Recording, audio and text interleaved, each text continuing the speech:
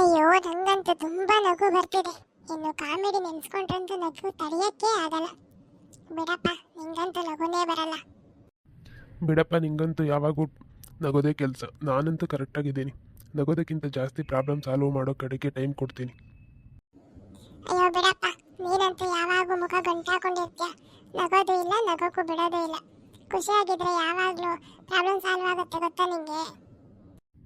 ಓ, ಖುಷಿಯಾಗಿದ್ರೆ problem solve ಆಗುತ್ತಾ? ನಂಗೆ ಆ ಥರ ಅನ್ಸಲ್ಲ. ನಾನು ಏನಾದರೂ ಸಾಧನೆ ಮಾಡಬೇಕು ಅಂದ್ಕೊಂಡಿದ್ದೀನಿ.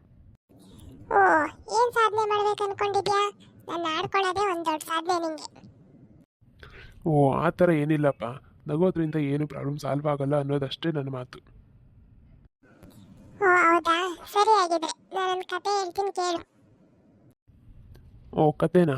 ಸರಿ ಹೇಳಪ್ಪ, ಅದೇನು? ಒಂದಿನ ಇಬ್ರು ಫ್ರೆಂಡ್ಸು ಕಾಡಿನಲ್ಲಿ ನಡ್ಕೊ ಹೋಗ್ತಾ ಇರ್ತಾರೆ.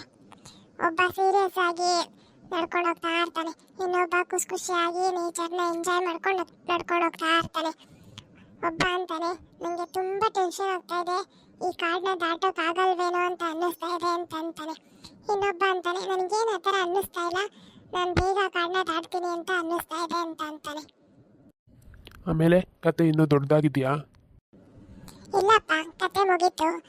ನಗೋದ್ರಿಂದ ಜೀವನದಲ್ಲಿ ಎಂಥ ಕಷ್ಟ ಆದ್ರೂ ಎದುರಿಸ್ಬೋದು ಅನ್ನೋದಷ್ಟೇ ಈ ಕತೆ ಸಂದೇಶ. ಹೌದು, ನೀನು ಹೇಳೋದು ನಿಜ ಅನಿಸುತ್ತೆ. ನಗೋದ್ರಿಂದ ಜೀವನ ತುಂಬ ಚೆನ್ನಾಗಿರುತ್ತೆ. ಪ್ರಾಬ್ಲಮ್ಸ್ ಎಲ್ಲ ಬೇಗ ಸಾಲ್ವ್ ಆಗುತ್ತೆ. ಎಲ್ಲರೂ ನಗ್ನಗ್ತಾ ಖುಷಿಯಾಗಿರಿ. ಓಕೆ, ಬಾಯ್.